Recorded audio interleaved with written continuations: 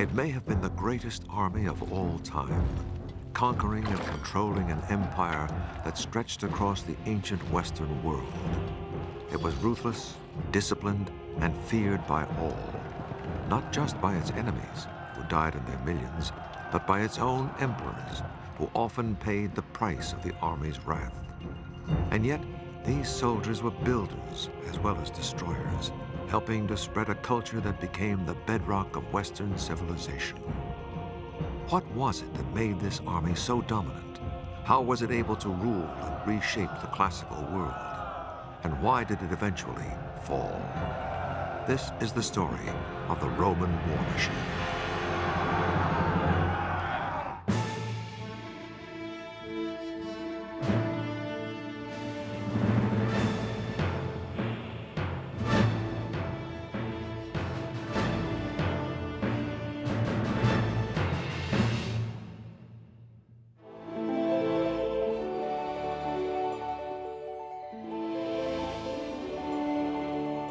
The glory that was Rome was built largely upon the power of its army.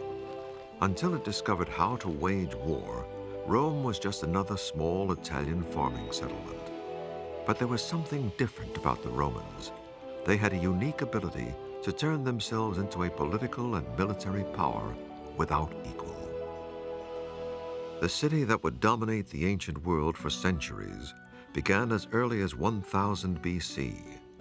Archaeologists have found the remains of dwellings from that period on Rome's Palatine Hill, where many centuries later, the Roman emperors built their palaces.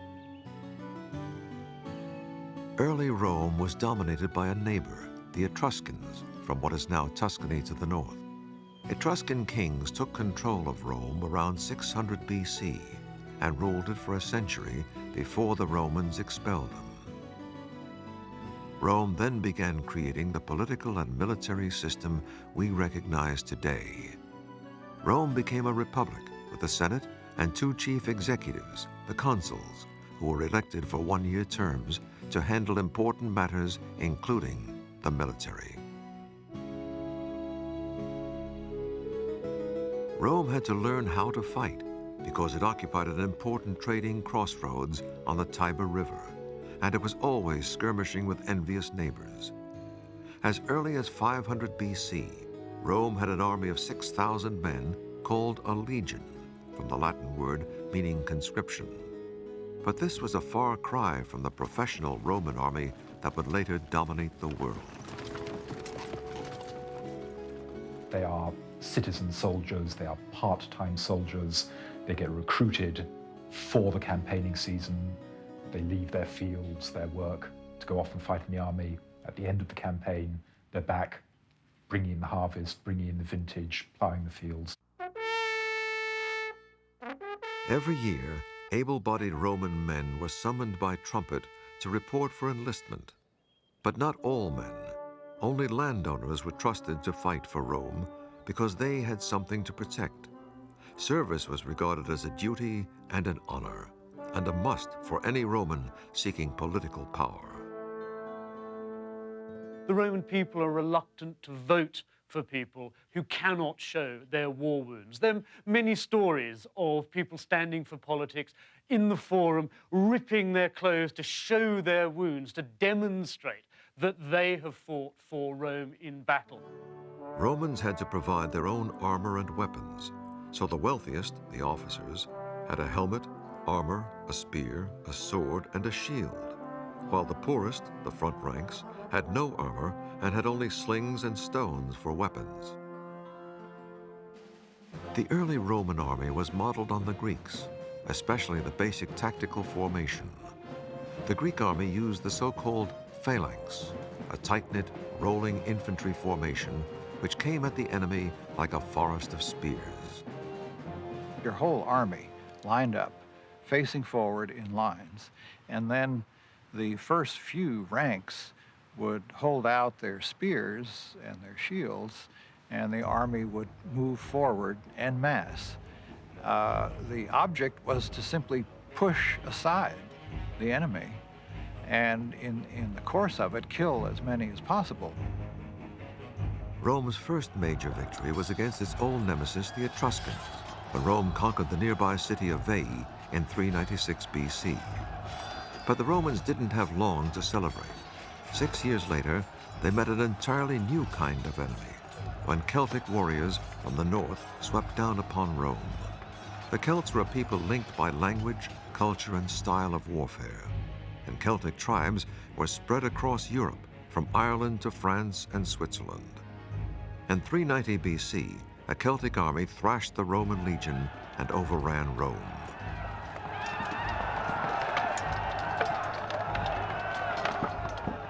The Celtic method of fighting was very disturbing to them. The Celts simply ran at you with hundreds and thousands of men, yelling, shouting, banging on metal objects, blowing their horns. They really terrified the Romans. The Celts left the city only after the Romans bribed them with gold. This was Rome's wake-up call.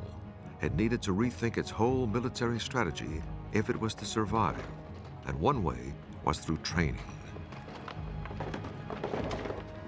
Roman soldiers had to go through the toughest training in the ancient world. There were 4 long, hard months of basic training, and anyone who couldn't stand the pace was either discharged or put on rations of foul-tasting barley until they got it right. Basic training began with marching, and plenty of it. Soldiers had to be able to march more than 20 miles in 5 hours, carrying a full pack. In weapons training, recruits were given dummy swords, shields, and javelins that weighed twice as much as the real things to build muscles. The Romans, I think, in this early period, should really be seen as the Zulus of the Mediterranean world. They are a highly militarized society, and like the Zulus, they don't let their warriors have sex, so when they come into battle, they're very tough. As the army grew, armor became standardized for all soldiers and provided by the state. I'm wearing a male shirt for body protection, and you can see it's made of small individual pieces of metal which are fashioned into rings and then linked together. Its biggest advantage, of course, is to take slashing blows across. Because the male links all sit together, if an enemy hit me with a sword in a slashing way, it would actually take the blow. The disadvantage of mail was that it doesn't, in fact, take a stabbing at all. If you stab through the mail, the point of the sword will actually pierce the rings. Beginning in the 1st century AD, the Romans also used segmented plate armor, held together by leather straps.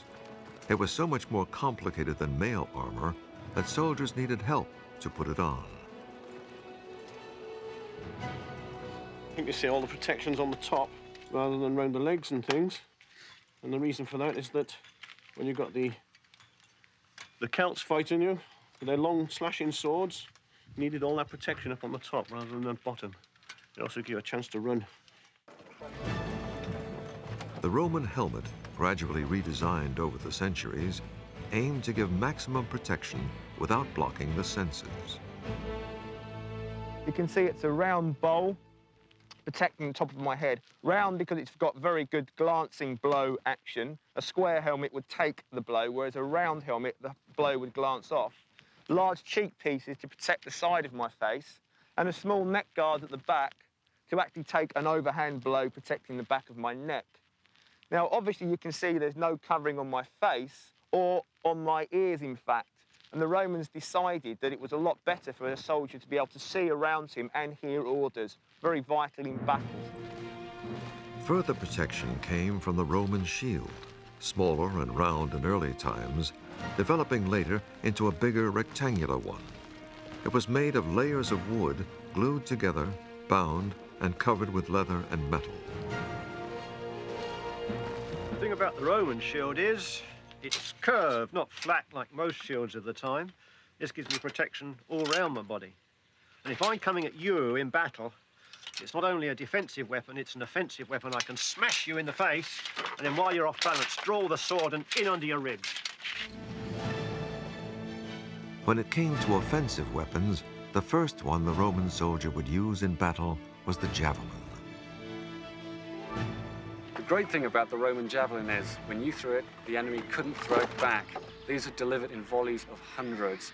As they rain down, the hard iron tip will punch through the armor. The weight of the handle will bend this soft metal shank. It'll be useless, you can't throw it back. Your shield is useless, you're probably hurt, you're in big trouble. But the weapon that won the empire and kept it was the Roman sword. Once the javelins had been expended, the Roman legion would then move in with probably the most vicious of his weapons, the short sword, or gladius in Latin, very much a close-quarter weapon. It's much shorter than you would envisage a sort of a medieval broadsword to be, because it actually is much shorter. It's designed with a very broad base, tapering to a very, very sharp point. Now, the idea of this weapon was purely to stab. The soldier was trained to actually stab into an enemy soldier, mainly in the stomach area, because, of course, there's no bone for it to actually get jammed in. And, of course, a quick stab and withdrawal will put him out of action one way or the other. Now, the soldier was trained not to use an overhand blow, but purely a stabbing action. In the modern way, a soldier uses the bayonet, really. The thing about this Roman sword is it's shortened to the point, and it's used for stabbing rather than slashing. The barbarians, their swords aren't like ours. They're long and broad, and it's all an ego trip on the battlefield, slashing around above their heads, all style, that's all it is. And while they're doing that, it's up and under stabbing to the ribs, and so we make mincemeat of the barbarians. The Roman army was ready to use their weapons and training to build an empire, and the first victims were their fellow Italians.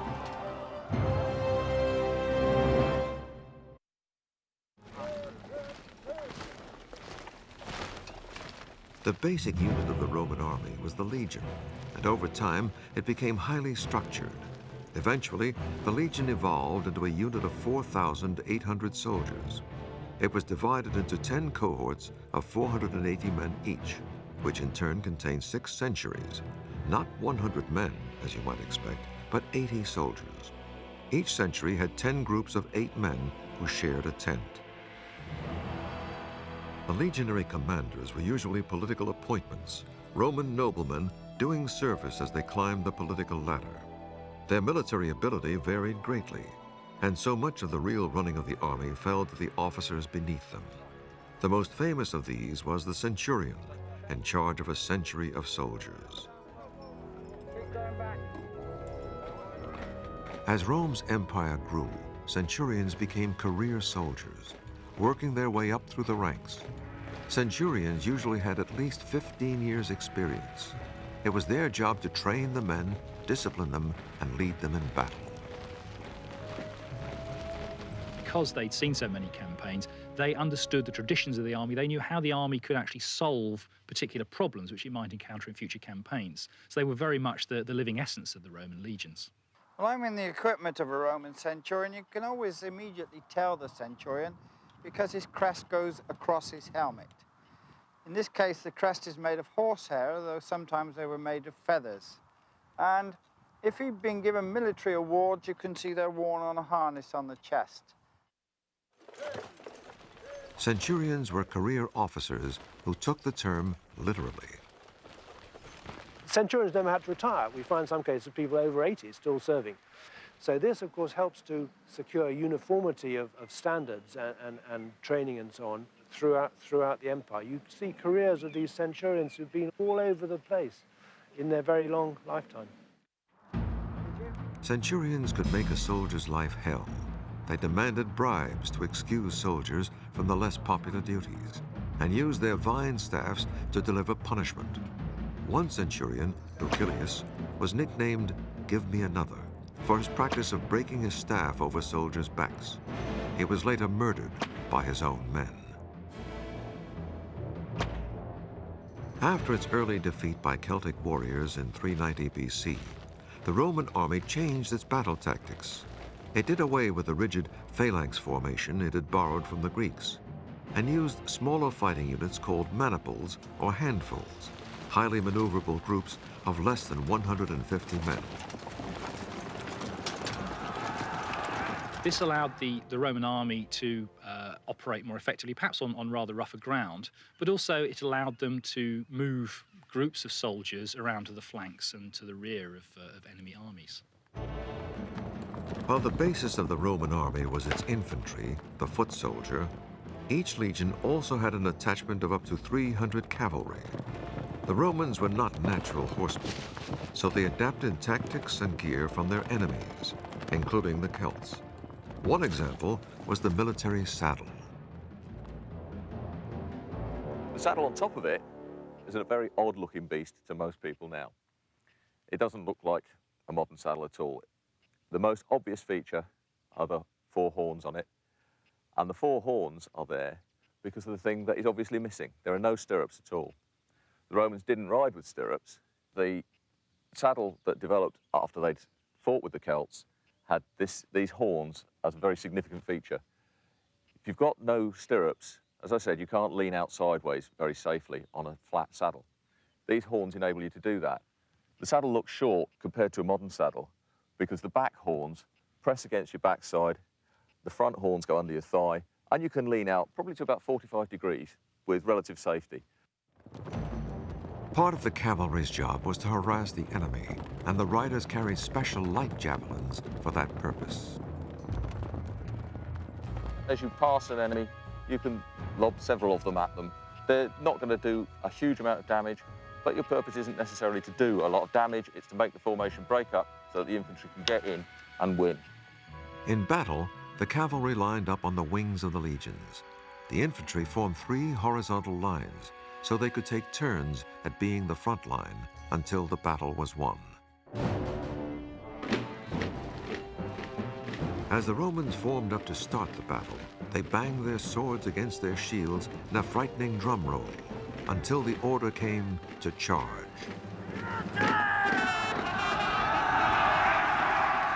As the 2 sides closed in on each other, the Roman front lines would launch their javelins, disrupting the enemy formation. The infantry would form wedges to break up the enemy lines and allow close-in fighting. That was when the short Roman stabbing sword would come into its own. The fighting itself might be only 20 minutes or so. Sometimes it was a lot longer, but it was very difficult to fight for a great length of time with this massive weight of armour that Roman soldiers and often their enemies wore. Part of the reason for Roman success in battle was undoubtedly to do with training. Once an enemy cracked, the Romans did not surround them. Instead, they usually left an easy escape route so that the cavalry could come in and cut them down as they fled. By 270 BC, Rome controlled much of the Italian peninsula. But unlike many ancient powers, it did not simply pillage its defeated neighbors, it turned them into allies, sometimes offering them Roman citizenship. That way, as Rome expands, the people whom it conquers are integrated, form part of the Roman army, and become the troops for the next wave of conquest out. So it's a cumulative process. And that, I think, is key to the success and the growth of this empire. Rome's expansion made a clash inevitable with Carthage, another Mediterranean superpower. And when that clash came, it would produce the most horrendous war the ancient world had ever seen.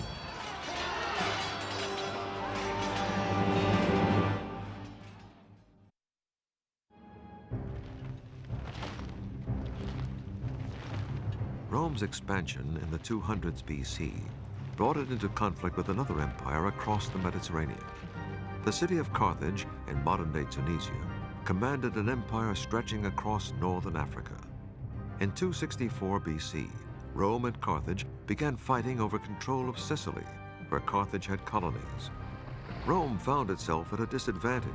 Carthage had a great navy, and Rome had almost none.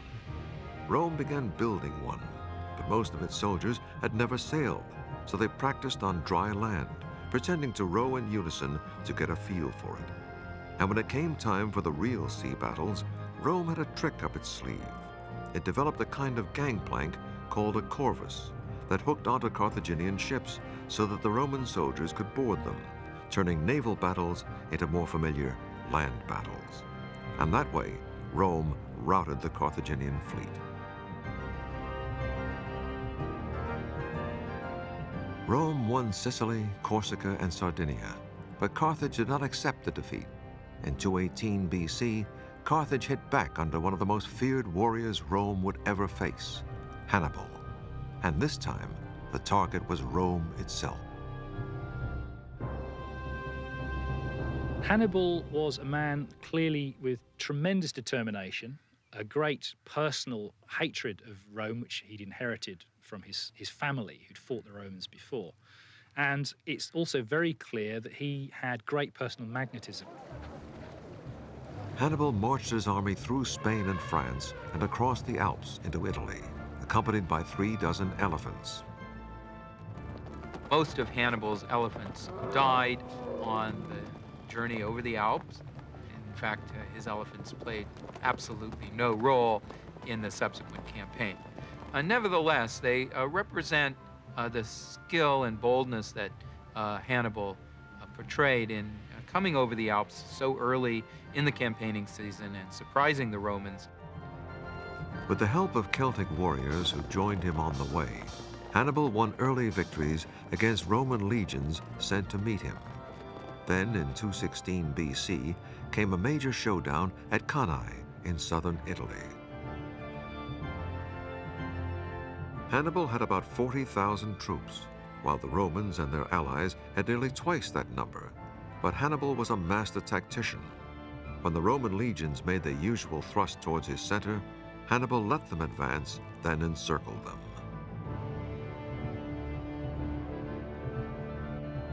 It was a disaster for the Roman army. Some 50,000 Romans and allies were killed. There was panic in Rome, with cries of "Hannibal is at the gates." But Hannibal was never able to capture Rome, because Rome's ingenious policy of creating allies paid off once again.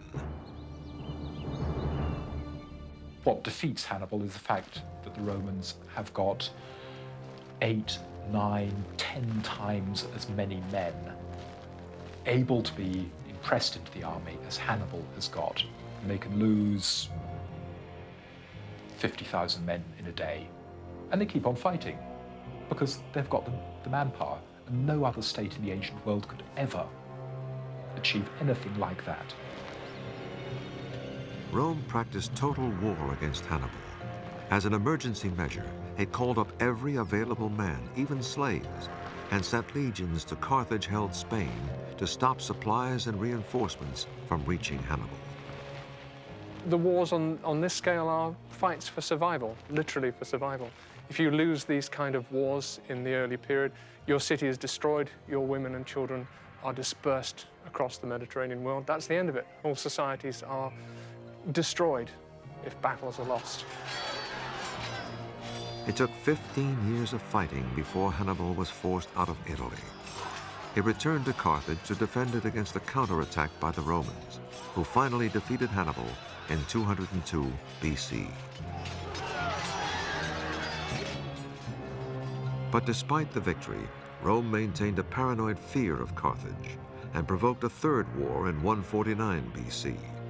It took the Roman legions 3 years to breach Carthage's huge city walls, and then the Romans slaughtered unknown thousands of Carthaginians and sold 50,000 survivors into slavery. Finally, the Romans leveled the city, plowed it into the ground, and according to legend, sowed it with salt so that nothing would ever grow there again. Any Roman army was capable of extreme brutality, particularly in the sack of a city which had resisted them, which they then managed to break into. Under those circumstances, it seems to have been normal Roman practice, almost policy, to slaughter absolutely everybody and everything, including animals. Everybody was just chopped to pieces. It was absolute carnage. After defeating Carthage, Rome also added Greece as a province after destroying the city of Corinth. Many other conquests followed, so that by 100 BC, Rome was undisputed master of the Mediterranean. The Romans justified their expansion in a way that many modern-day politicians would understand. They always convince themselves that they fight defensive wars. No Roman war, no matter how offensive or imperialist it might look to us, to the Romans, it was always a matter of defense, always fending off an attack. So in a sense, that's how they justified a Mediterranean conquest. As rulers of a rapidly expanding empire, the legions had to get used to a lot of travel, and that meant travel on foot.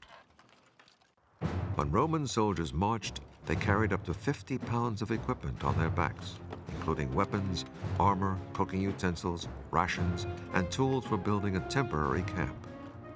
Most armies relied on natural defenses, but the Romans carried the tools to build a new camp wherever they were, a new one each day, if necessary.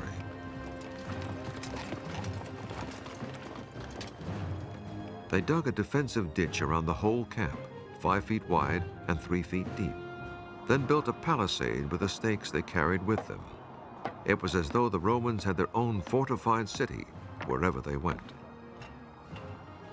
The primary purpose of a Roman marching camp is psychological rather than military.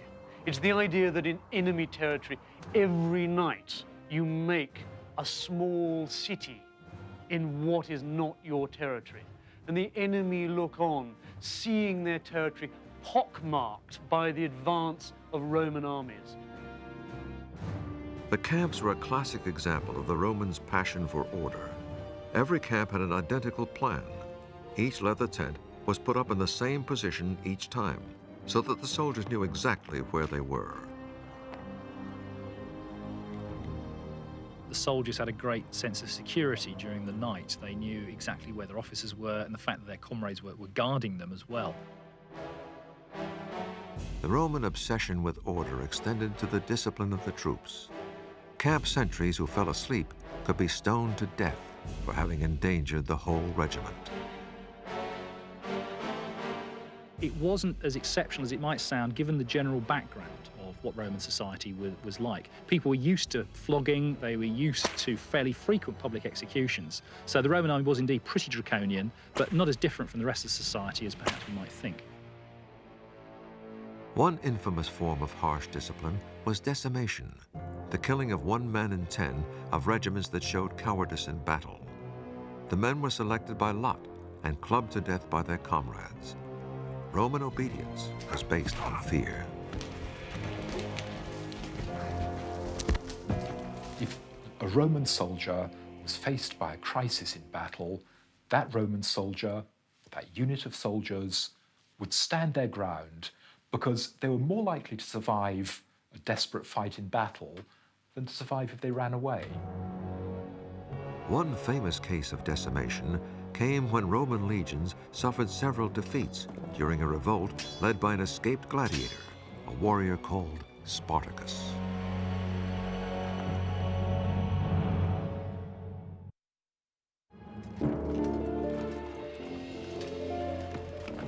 The Roman army was so busy conquering and building an empire on foreign soil that it had no standing army back home in Italy, and that left it open to surprise attack.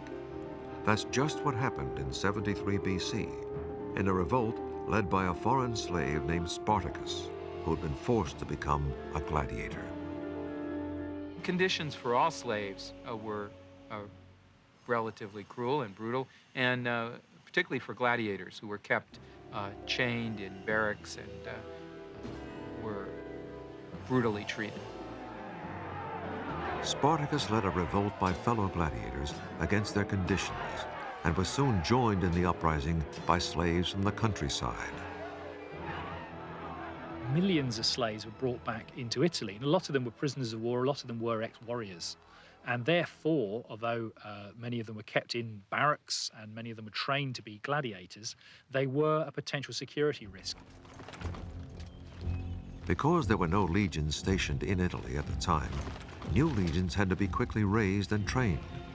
But Spartacus and his men, using guerrilla tactics, defeated each legion sent to meet him, and his band remained at large in Italy for 3 years.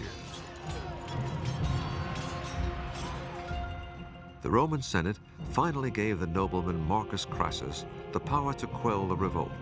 To show he was serious, he began by decimating 2 of the legions that had lost to Spartacus, then raised 6 new legions and met the Spartans in open warfare.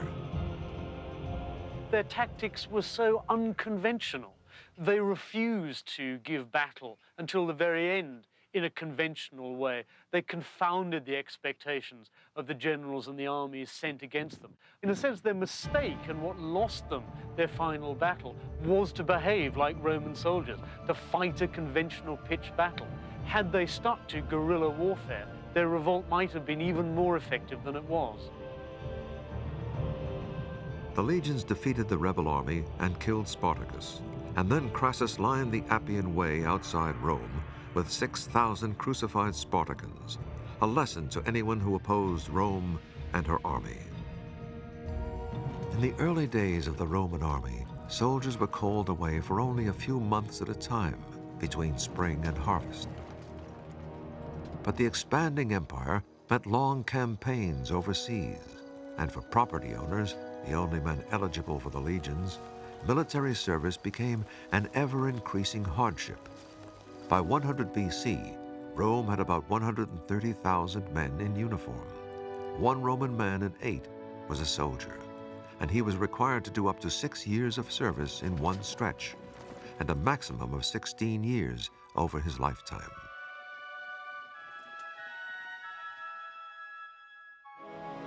The legions needed a bigger pool of manpower to draw on, and the man who made it possible was the consul Marius, himself a great general. Twice he had saved Rome from invasion with victories over German tribes. In the fields near Aix-en-Provence in southern France in 102 BC, Marius's army killed so many Germans, 100,000 by one account, that farmers had bumper crops for years afterwards because of the blood and bones in the soil.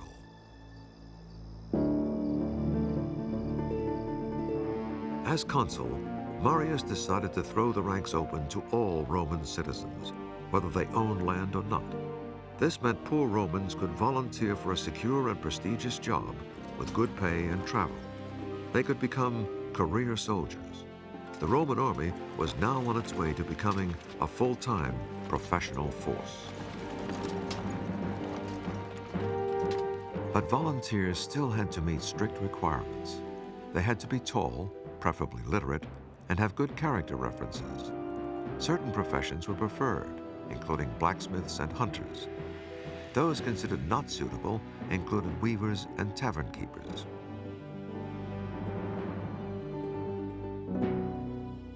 New recruits had to pass an interview and a medical exam, and then had to take an oath to perform whatever they were commanded for the Roman state, and to not shrink from death. They were then given 3 gold pieces and sent to the provinces for training. But many of these new, poorer soldiers were already looking beyond 3 gold pieces. As the army kept adding new conquests, soldiers were increasingly focused on the spoils of war. The amount of booty they were able to bring back from cities like Corinth in 146 BC was so enormous that I think it did encourage massive greed and an increasing level of brutality among Roman soldiers. Increasingly, soldiers turned their loyalty from the Roman state to their own generals, who could make them rich. And the generals, being Roman aristocrats, saw their legions as tickets to wealth and power. Intimately related is the general and his army.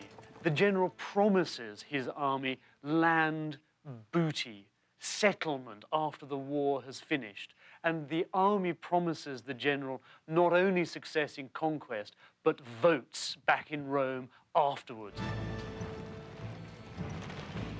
This led to a new class of super generals, all with political ambitions. There was Marius himself, a consul for many years. His rival Sulla, who won victories in the eastern Mediterranean and became dictator of Rome for a time.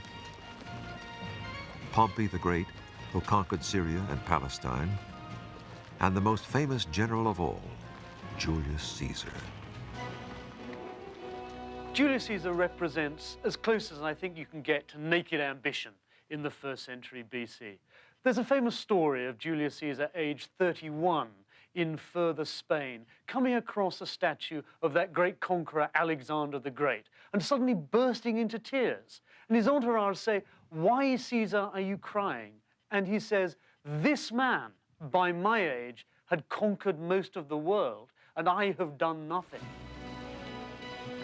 Within a few years, the world would know that Caesar had done a great deal.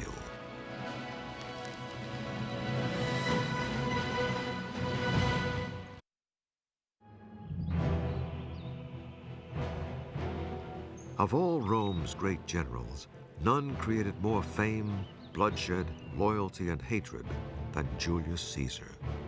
He was a nobleman who worked his way up the political ladder and used his military command in Spain to pillage enough booty to buy votes in Rome. He was made a consul and formed a political alliance, the Triumvirate, with the rival general Pompey and Marcus Crassus, the richest man in Rome.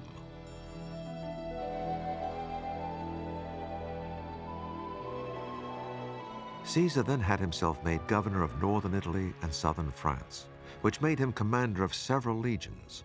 He was anxious for more conquests, and his chance soon came. In 58 BC, a Celtic people, the Helvetii, asked Caesar's permission to migrate from Switzerland to western France, across Roman allies' territory in what was then called Gaul. Instead of agreeing, Caesar decided to attack.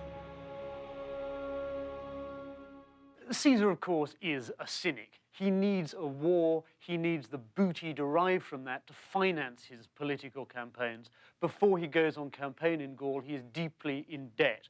Gaul will provide the booty for repaying his creditors. Caesar sent 6 legions against the Helvetii, 360,000 men, women, and children. More than half the Helvetii were slaughtered, and the survivors forced to return to their homelands. It was a part of the political struggle at Rome in the late Republic. Pompey, his great rival, was Rome's best general. So Caesar, competing against Pompey, he has to be a better general. After dispatching the Helvetii, Caesar set after a German tribe that had crossed the Rhine and marched his troops 120 miles in 5 days to the Alsace region. Again, the Romans slaughtered thousands. Caesar then turned west towards Belgium and repeated the dose against the tribe there. Caesar's political foes in Rome decried his actions, but most Romans cheered him on because he was defeating Gauls, the very same Celtic people who'd sacked Rome in 390 BC. The Romans' fear of Celtic peoples, like the Gauls, was more than historical. It was also physical. Partly the sheer size of the Celts. The Italians were a fairly small people, and compared to them, the Gauls, for example, were absolutely enormous, sort of 6-footers, that the Italians weren't used to. For example, we're told that Julius Caesar was tall for a Roman. He was only 5'6". To the Romans, anyone who didn't speak Latin or Greek, such as the Celts, was looked down upon as a barbarian because their language sounded like sheep. Ba, ba. The Romans have a very particular view of themselves, and that is to see themselves as people who've developed the powers of the mind to control the body. Barbarians, on the other hand, are people who are led by physical desire, sex and drugs and rock and roll. They don't have a proper education, so they go for the nearest thrill. But the Celts that Caesar was fighting in Gaul were far from barbarians as we know the term. They lived in organized towns, like this reconstruction in France, and they were master ironworkers who probably invented the chainmail armor that the Romans adopted. And the Celts' artwork was anything but barbaric. It's still regarded as one of the great artistic traditions of Europe. As warriors, the so-called barbarians were no match for Caesar's well-trained legions. Celtic warriors did not fight as a unit. They fought for individual glory. The big men like to show up dressed in fancy, shiny armor, stand at the front, and engage in warfare that was no doubt fairly brutal, but was fairly small scale. They couldn't plan total war in the way that the Romans could plan. They didn't have fully trained legions. They didn't have logistic backup. Also, the Celts were up against a brilliant commander in Julius Caesar. He was ambitious, hungry for victories, and used daring and original tactics. He was noted for the speed and surprise of his movements, and he really brought those techniques to perfection in using his legions. On the other hand, he was a little reckless. Part of his daring, and he often got himself into terrible scrapes, but he was so quick and so perceptive of the enemy's intentions that he was always able to get himself out. From the word go, he was prepared to adapt. I mean, coming up against the Germans for the first time in his first campaign, enormous numbers of cavalry, he had virtually none. No problem, he simply gets in horses and tells one legion, right, boys, you're all going to be cavalry. Suddenly has 5,000 cavalry.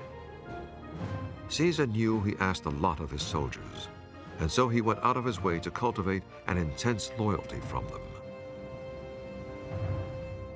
He didn't ask them to do anything that he didn't do, and he often dismissed his bodyguard and had his horse led away and actually stood in the ranks with the troops. And his troops were very loyal to him. Not surprisingly, these loyal soldiers were also becoming wealthy soldiers through booty and slaves. The spoils of war were often won through great brutality. Caesar himself boasted that his campaigns in Gaul left 1 million dead and 1 million enslaved. Caesar just carried out what I've called actually a big game hunt. He took his legions back and forth across Gaul, slaughtering troops, pillaging towns, killing women, children. The Romans were terribly cruel on the Celts. Defeated enemies were often made into slaves. Slavery was tremendously important to Rome. 40% of the Italian population were slaves, the same percentage as the American South before the Civil War. Slaves are fundamental to Rome's war effort. Essentially, slaves free the Roman citizen to fight in the army.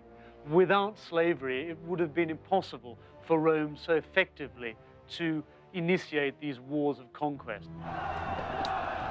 Caesar's wars of conquest went on for 9 years. He was the ultimate example of everything the Roman army had become in its first 500 years. Dedicated, ambitious, ruthless. And Caesar would not stop with foreign conquests.